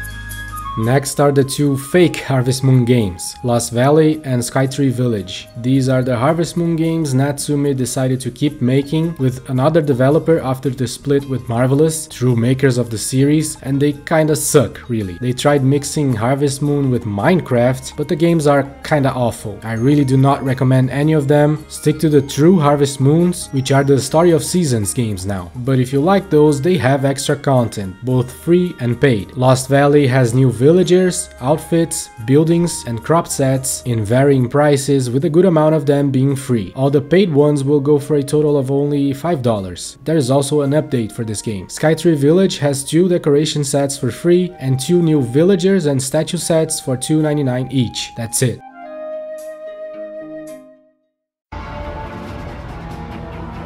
Next is Watch Dogs. This is very well known, I don't need to say much about it. It's a cool open world game with a lot of great ideas, and it has 2 DLCs to expand its duration. Conspiracy puts Aiden in a new mission that makes use of a new gadget, if I got it right. This one costs $4.99, then Access Granted is a bit more expensive at $6.99 but brings 3 new missions, 6 new skins, and new perks. This is the main one that includes a lot of the DLCs released separately previously.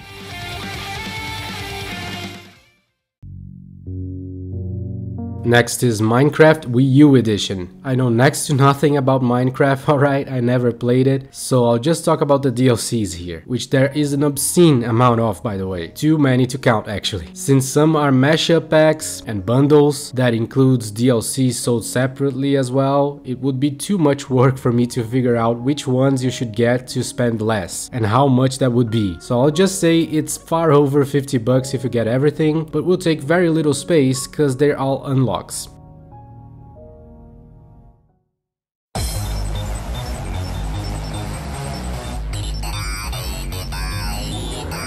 Next is Resident Evil Revelations. The game is great actually. It was received with a lot of praise as it has multiple characters to control, the story jumps between several time periods, has a satisfying difficulty. Revelations is an excellent entry in the Resident Evil series. The DLC, however, is rather lackluster, I'm afraid. And even though the 3DS was the original version of the game, it is the only one that did not receive DLCs, oddly enough. So in the scope of this video, this is for the Wii U version only. But no issues because the DLC here is just a few outfits for the raid mode, as well as weapons and weapon upgrades. There are 2 outfits for $2.99 each, 2 upgrade parts for $1.99 each, and 3 weapons for 99 cents for a total of almost $13. These are all just unlocks, so their sizes are next to nothing.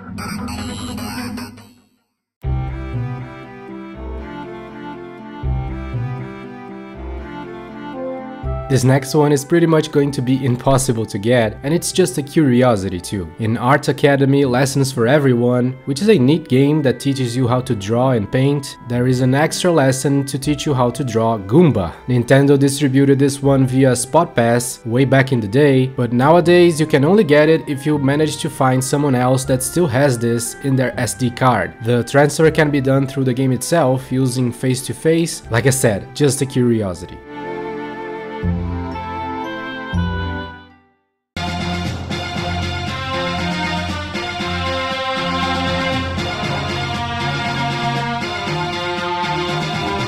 Next is RPG Maker FES. This game allows you to not only create RPGs but also play uploads from other people, and I hear there are cool creations out there, and that's something that will most likely go away once the stores close, so keep that in mind. And if you're interested in creating games, there are 4 free packs adding new character sprites and assets. Then after that you can get the paid DLC, which there are 6 of, for varying prices for a total of $36 and over 960 blocks of space. Finally, you can buy extra extra upload slots for creations, as the base game allows for only one upload at a time. Each extra slot costs 99 cents. They're all downloaded from the main menu under the option Download Contents. There's also an update for this game.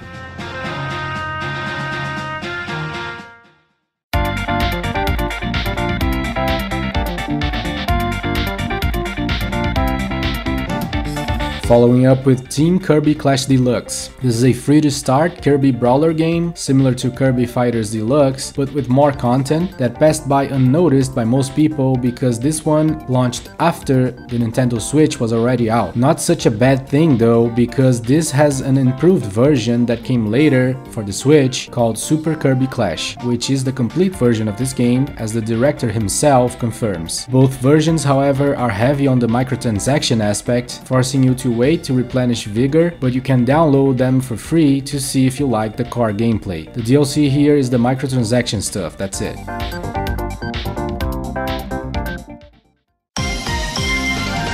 Moving on to Dragon Ball Fusions. This one has a major update that takes 444 blocks of space and adds new characters, moves, clothes, and quests. Now this comes as an update, but a lot of people online see this as a free DLC, which is why I am including it here. But I'm pretty sure it's not going away once the source closes. Better be safe than sorry though.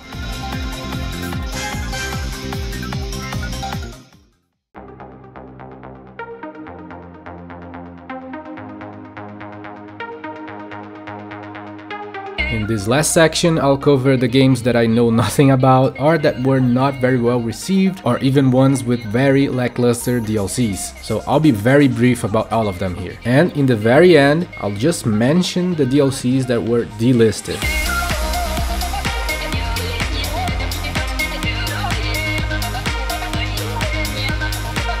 Tank is a multiplayer-focused tank combat game, also with a single-player campaign. The DLCs unlock a new story mission, new levels for multiplayer, and an all-new multiplayer mode. Put together, all of it will cost almost 40 bucks. Sparkle Snapshots 3D is a photo editing app for your 3DS. I'm sure most are not gonna care for this, but it does have 2 DLCs which include Mario and Mario Kart stickers to decorate your photos with for 99 cents each. Next is How to Survive, which as a new parent changing careers is a question I've been asking myself a lot as of late. The game was not very well received. It's a survivor, build your own settlement and scavenge for resource kind of game that I never played. The DLC here is unusual. It's basically 3 fireproof suits that allow each of your 3 characters to use incendiary bullets and other pyromaniac inclined gadgets, I guess, and you can buy each one for $1 or all 3 for $1.99. Next is Skylanders Superchargers Portal Owners Pack. This one appears in the Games with DLC page, but what it has is apparently microtransactions to buy the loot boxes with real money instead of the in-game currency. I say apparently because online I could not find a trusty source confirming that this is still live on the Wii U right now, and I really can't afford to buy this one for 50 bucks just to confirm this, alright? So if you know if it's still live on the Wii U, let me know in the comments and I'll add it to the description. Pure Chess is a game that exists on the Wii U, and you may be asking how to make DLCs for a chess game.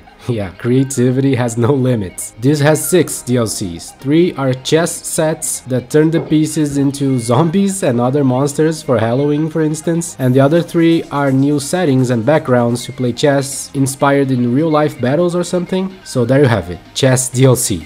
Blast and Bunnies is a shooter defend your base style game. It looks okay, maybe not, but the reviews for it are all below 5s, so there must be something really terrible about it. There are downloadable arenas and skins to get here, 4 of them, for $3.99 each, are bundled for $14.99. Next is Pinball Arcade. This type of game makes most of its money on DLCs. It's free to start, but then the tables are purchased separately. It's a standard business practice for pinball games, I guess, which is why we have no less than 146 DLC items to purchase here. Crazy. There are season bundles. I believe if you go for the Pro bundles, you can get all the major DLCs for a total of almost 160 bucks. Zen Pinball 2 is pretty much the same ordeal. You can download the game for free, and after the trial you'll have to unlock the tables, which in this one go for $2.99 each, and there are a few bundles which altogether will cost you almost 50 bucks. And to close the pinball section, we have Star Wars Pinball, which has only 3 packs to download, one for $2.99 and the other 2 for $9.99 each, so a total of almost 23 bucks here. Next are the Style Savvy games, or Style Boutique in Europe. Both Trendsetters and Fashion Forward have DLCs. In Trendsetters there are Animal Crossing designs to add, while on Fashion Forward there are several season themed designs. All of them are free, by the way, so if you have the games, do get them before the stores close. Apparently you will need to play the game to a specific point though. In Trendsetters you need to have completed the first contest, and in Fashion Forward you need to be at specific seasons in the game.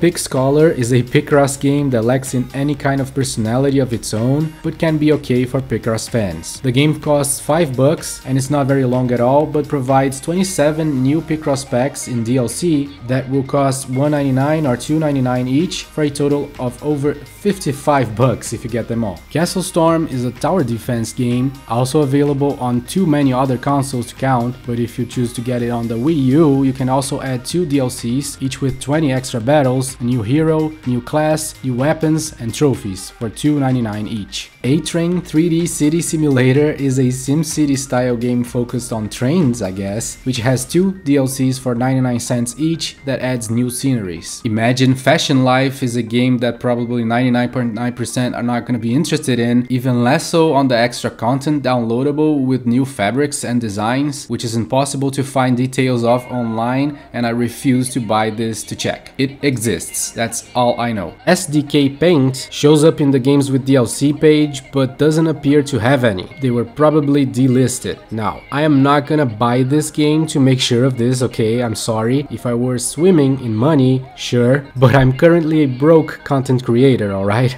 So cut me some slack on this one, I beg of you. Next are a few games that used to have DLC, but they were delisted. Sometimes the whole game was also delisted. Those are Attack on Titan, One Piece Unlimited World Red, Bit Trip Runner 2, which still shows up in the Wii U games with DLC section because no one removed it even though the DLC is gone, Just Dance 2016, Dragon Quest VIII, which I already mentioned, and Warriors Orochi 3 Hyper. Just thought I'd mention those here to help clearing any possible confusion.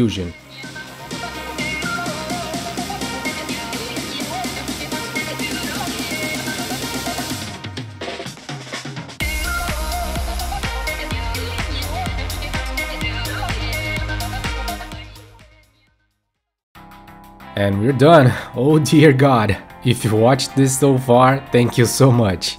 This project was way more complicated than I anticipated. I realized this got too long, but I really didn't want to split into multiple videos. I think in case of DLCs especially, it's much better to have everything in one video. And like I said earlier, I really hope I didn't, but if I missed anything, please let me know in the comments and I'll add it down below. But for sure, crazy long videos like this is not something I'm gonna keep making. It was way too much work, dude. But I really think it's totally worth it, because there's a lot of great and obscure stuff to enjoy in the eShops, all going away soon, man. It's a tragedy. People need to know about all the things that are gonna be going away, because believe me, some of this will be sorely missed as soon as the eShops close, like Rusty's Real Deal Baseball, the Ace Attorney and Professor Layton DLCs, the ones for Monster Hunter, Radiant Historia, Mario Golf, Fire Emblem, Theathrythm, and even the more gimmicky stuff like Streetpass Mii Plaza and Nintendo Badge Arcade do have a place in people's hearts and are all gonna be gone. I'll continue this coverage, so if you want to show support for the cause, the best and easiest way to do it is to subscribe to the channel. It really goes a long way. Also follow me on Twitter, and if you really appreciated this, I have now activated the super thanks button, and for those of you who have been with me so far, thank you so much for the support. I do this because I love it. I have a huge passion for games, especially for the lesser known ones, but this would mean nothing if it weren't for each one of you, so thank you so much for the 3,000 subscribers. I aim to grow the channel much more and spread the love for lesser known games to as many people as I can. So yeah, that's it. Thank you so much for watching, and I'll see you soon.